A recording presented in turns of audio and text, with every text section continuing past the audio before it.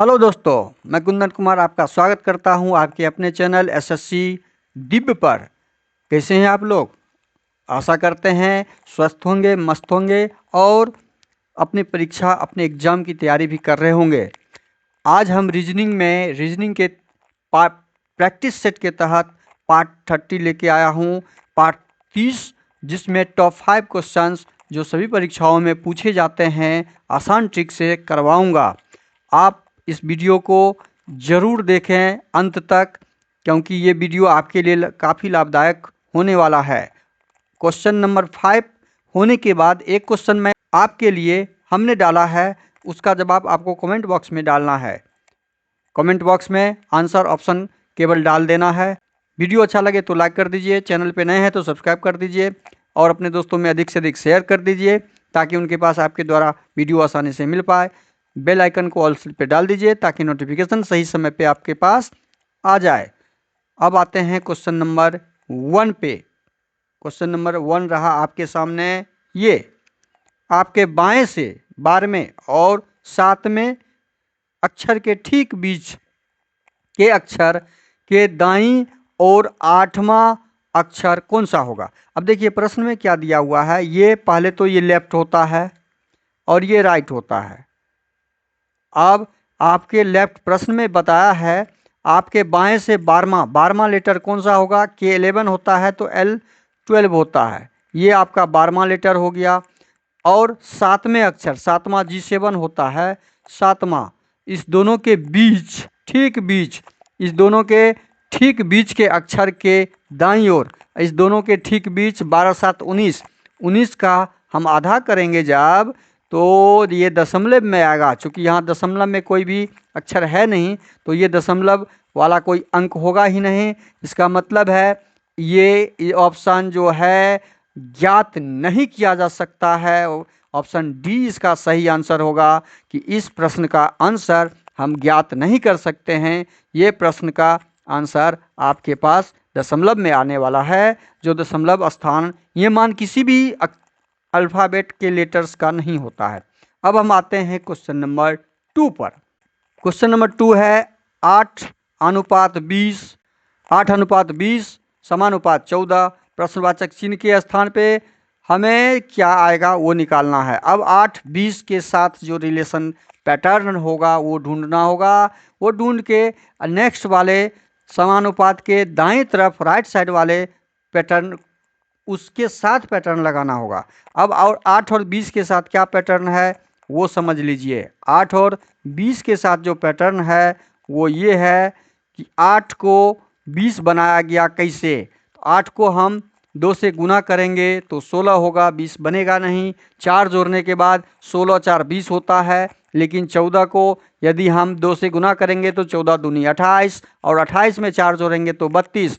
Option में 32 कहीं पे हमें दिख नहीं रहा है, इसलिए वो 2 से गुना का पैटर्न इसमें सेट नहीं हो रहा है। अब हमें 2 से ज़्यादा से गुना करेंगे तो 2 से ज़्यादा हम लेते हैं 0.5, 2.5, तो ये हमें क्या दे रहा है, ये हमें 20 दे रहा है। ये पैटर्न हमने ढूंढ लिया। जब 8 के साथ ये पैटर्न ढूंढ लिया तो उसी प्रकार 14 के साथ हम पैटर्न डालेंगे, सेम पैटर्न। तो 14 को 2.5 से गुना करेंगे तो 35 आएगा। 14 को 2.5 से गुना कीजिए, 35 आएगा। तो 35 ऑप्शन नंबर ए में ही है जो सही आंसर होगा, ऑप्शन नंबर ए। अब हमारा अगला प्रश्न आता है आपके सामने। अब हम आते हैं प्रश्न पे, क्वेश्चन नंबर 3। घर का संबंध कमरा से जिस प्रकार है उसी प्रकार विश्व का संबंध प्रश्नवाचक चिन्ह पे क्या आएगा वो ऑप्शन से ढूंढ के डालना है। घर से का संबंध कमरा से है। घर में कमरा होता है, घर में क्या होता है, कमरा बनाया जाता है। कोई भी घर होता है तो उसमें रूम 1 2 3 4 एक से अधिक रूम होते हैं, किसी के पास एक रूम होते हैं। तो घर का संबंध पैटर्न हमने ढूंढ लिया कमरा के साथ।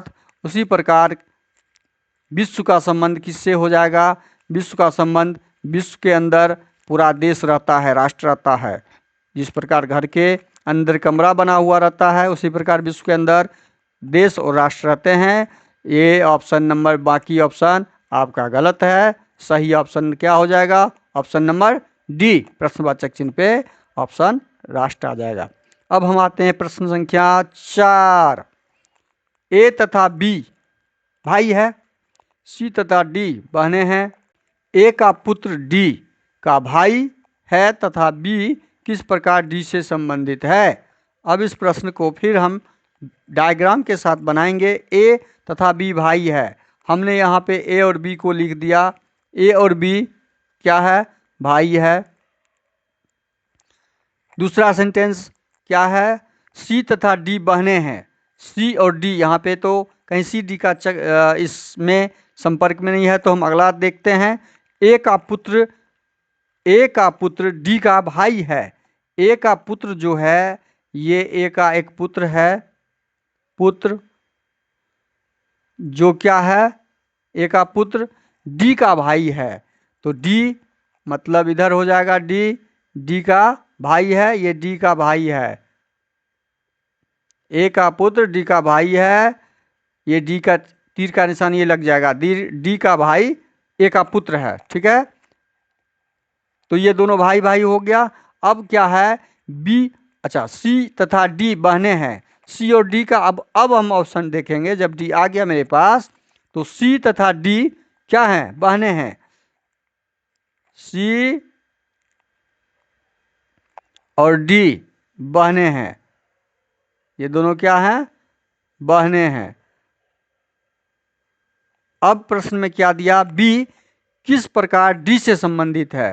प्रश्न में क्या दिया है, बी किस प्रकार डी से संबंधित है। तो इसका संबंध निकालने के लिए हम क्या करेंगे, प्रश्न में ठीक से समझिए। बी किस प्रकार डी से संबंधित है, तो बी कहाँ पर है, बी हमारा यहाँ पर है। बी डी से संबंध, बी का डी से संबंध निकालना है। बी का डी से संबंध क्या हो जाएगा, बी कौन है डी का, बी डी का कौन हो जाएगा। अच्छा यहाँ समझ लीजिए, बी डी का कौन हो जाएगा, बी भाई है ए का, तो ए का बेटा हो गया पुत्र, पुत्र का भाई पुत्री होगा, तो पुत्र का भाई पुत्री होगा, और उसका भाई का पुत्र भतीजा होगा, और भाई कौन हो जाएगा, पुत्र का चाचा हो जाएगा। आंसर क्या हो जाएगा यहाँ पे, डी का बी कौन हो जाएगा, डी का बी चाचा हो जाएगा, पिताजी के भाई। डी बी कौन हो गए, पिताजी के, डी का ये कौन, डी का पिताजी जब ए हुआ, तो पिताजी का भाई कौन हो जाएगा, चाचा हो जाएगा, पिताजी का भाई ऑप्शन चाचा, ऑप्शन नंबर डी सही आंसर हो जाएगा। अब हम आते हैं, इस डायग्राम को पुनः फिर से एक बार समझ लीजिए। डायग्राम आपके दिमाग में आना चाहिए, बहुत आसान, ये मौखिक डायग्राम निकालना आंसर जरूरी था। अब इसको एक बार और हम रिपीट करते हैं। ए का पुत्र एक है, तो ए का पुत्र का एक भाई है जिसका नाम डी रखा है, ये भाई है, डी का भाई है ये। ठीक, अब डी की एक बहनें भी हैं, सी, वो भी लिख दिए। अब क्या दिया, इतना लिखने के बाद प्रश्न में दिया कि बी किस प्रकार से डी से संबंधित है। तो डी का बी कौन लगेगा, डी का बी कौन है, तो डी का बी, जब डी का ये पिताजी हो गया ए, और ए का भाई है बी, तो पिताजी का भाई चाचा ही ना होगा। पिताजी, ये पिताजी, तो ये पिताजी जब हैं, तो ये पिताजी के भाई क्या हो गए, पिताजी के भाई चाचा हो गए, ये चाचा हो जाएंगे, पिताजी के भाई चाचा। इसलिए ऑप्शन नंबर डी सही आंसर इसका होगा। अब आते हैं क्वेश्चन नंबर 5 पे। 5वां नंबर क्वेश्चन देखिए। प्रश्न में 4 शब्दों को दिया गया है, जिनमें से प्रश्न विजातीय शब्दों को चुनना है। छाल, त्वचा, शिरोस्त्रमचर, कोपा।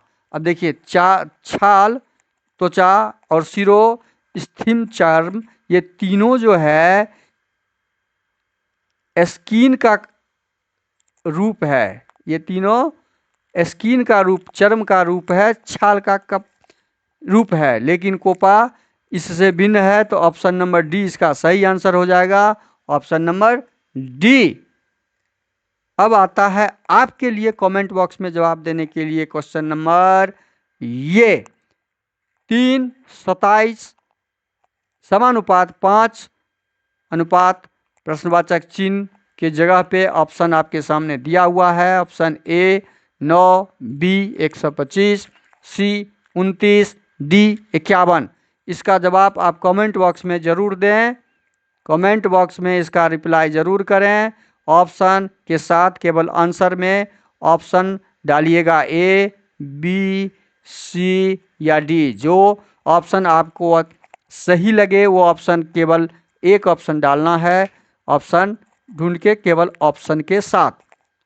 वीडियो अच्छा लगे तो लाइक कर दीजिए, चैनल पे नए हैं तो सब्सक्राइब कर दीजिए और दोस्तों को शेयर कर दीजिए अधिक से अधिक, ताकि एसएससी दिव्य का परिवार और विशाल हो, फैले और मेरा मनोबल भी आप बढ़ाते रहिए, ताकि मैं इस तरह के वीडियो अक्सर लाता रहूं और आप हेल्प मिलता रहे। थैंक यू, धन्यवाद। जय हिंद, जय भारत।